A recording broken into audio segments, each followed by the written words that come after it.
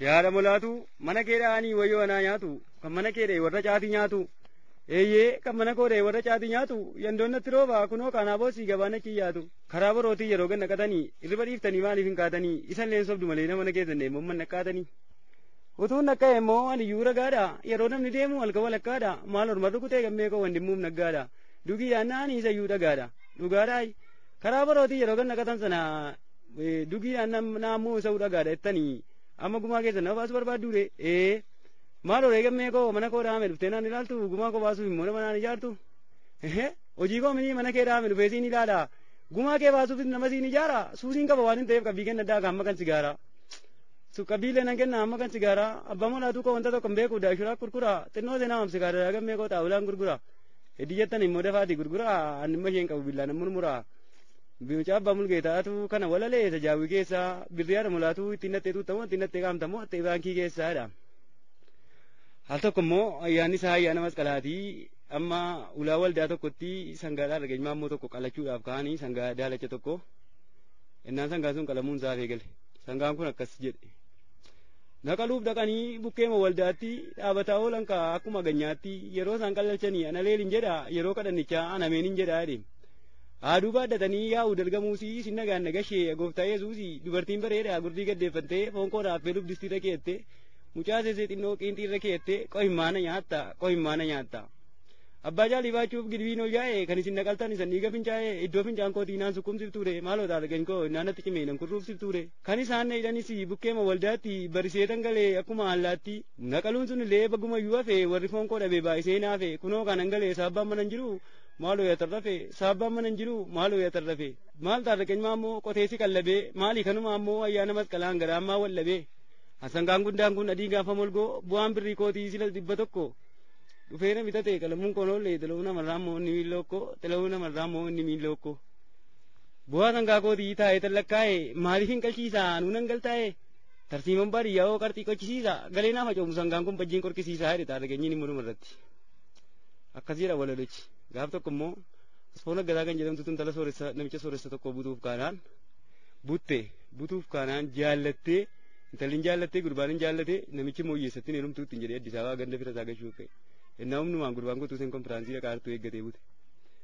Dhaqeenaa gasatu wannan jaalla yaayee dhagitimiisa dhaqeenaa gasatu wannan jaalla yaayii sanba guddaan buta wandee koo qophaa'ii konfiraansii dhuftii waldaa warra jaawwiidhe. Qoqophooftee dhufte kaalagata kileerraa harka isheen qabaddee ciqilee gararraa iniyyuu wal maruu eessaa wal agarraa. Ijoolleen caagee koo warra qawxiidha yoo dubbii barbaadde tuksiin shugguxiidha yoo seera barbaadde doseen muggutiidha inni tokko mochuu waaqaye baa keessa beedna maaloo waa'ee bara seera yeroo duraatiif gurbaa kasa seera lafa dhiitaa sirbaa kisiin sun hafeera yoo nyaati jiraate fidaan of feeraadheen ennaan inni tokko mochuu waaqaye Addis Ababaa gashuun maal qophii nammaaree maafash kariitaati maal gayyaata baaree as fa'uu fuudhaaree see uraaree yoo Addis Ababaa deemtes seeruma tafaaree addalatti moomii asee keessaa sanduuqa tafaaree ammas giximiin kan biraa tokko immoo kan jiru al tokko ana gammachuu fi Solomoon obboleessa koo taane kulubeerii tokko tasfaa'ee jalaa fuudhee naan poolisiin nu ajjeesee oole. Gaafa dhandu poolisiin qabee nu tumee nu fitee oole.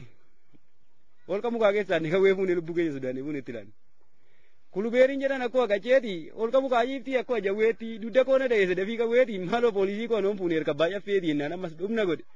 Sadafiin na da'ee dudda koo walakkaa maaloo hin maraatee poolisii wallaggaa yaaftee waa shumaa keppillee jaarsaa nu qabuun nuuf hin kaanu hojjennee nyaanna yoo dubbii barbaadne immoo of barbaadde immoo ol fuunee si baannaa jenneen. Tasfaa'eef Solomoon obbolaama keenya kulubeeriin kunis kan mootummaa keenya misgaanuun maal ta'e ni dhimma nageenya maaloo maa tabbataa akka abbaa qabeenya. Misgaanuun wal jirraa saniitiin maraatu mucaa duudaa hiitaa hojii keessii balaatu mucaa duudaa hiitaa hojii keessii balaatu jedhe giximichee gaadhuma isaarratti. Gaaf tokko immoo akka tasaatee bara 95 manni barumsaa Caagalii keessatti dhaabatee akka inni kutaa amma kutaa 8tti 2003 kutaa 8 ta'uu jedhanii dubbannaan warri diina keenyaa immoo akka manni barumsaa dhaabataa nutti fokkoran. 95 walgahitee nyaara giximiinsa 95 walgahitee nyaa bukkee biirootti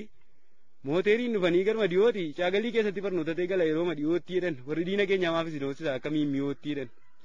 2003 kutaa 8 goona doofumaarra jennee achi mashaggoona otoo jennu immoo askuulii galla askuuliin jedhan 910 doofummaa jedhanis qabanii hudhanii jedhe. Uffee acaagee koo yasee qarree gubbaa dooseriin nu soofaa maaloo dirree gubbaa misooma barbaannaan buna boqqolloo see ittiin ijaarrattee kunoo qorqorroollee safuudha yabbaa koo sangaan guba dheedee qalamaan dibamee kunoo babbareedee barsiisaan girmaa'ee dhuguma ogeessa kunoo nu qotanii bishaan boolla keessa waa'ee dubbii kanaa uummata dhageessa akka ibsaan galuuf warraanarraa dhuftanii warri godinarraa dafaa mallatteessa ibsaan galee dheena deeme odeessa iswiichiisaa qabeen bal godhee bobeessa silaa maalan godhaamini galatoomoo dummichaa immoo walaloon barreessa galatoomoo dummichaa immoo walaloon barreessaadha.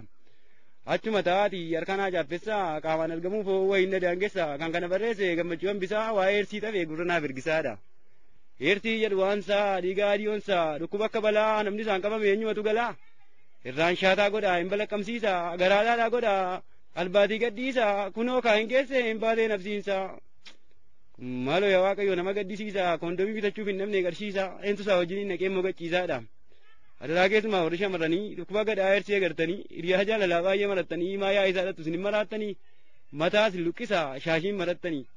ofii adaraa keessumaa warri abboottanii abjuu akkasii immoo maaliif abjoottanii ofii keessanii oduu malattanii ijoollee keessaniif cinii marattanii wayyaan miiccatanii maraatu fakkaatu maaltu waatti kennaa eegaanaa nyaatu haati seen duute gaasilaan kaatu mucaan tokko waararrataa beelaan dararamee ofuma raataa furrii funyaan isaatii hentutti hiyataa warri na dhaggeeffatan hundumti keessan hedduu fayyaataa warri dhaggeeffanne ofumaa naasaa ijoorii duute alatti fonqolcha ganda koo barbaannachaa galii kombolcha sangaa furdaa gamaa alma abbaata shooma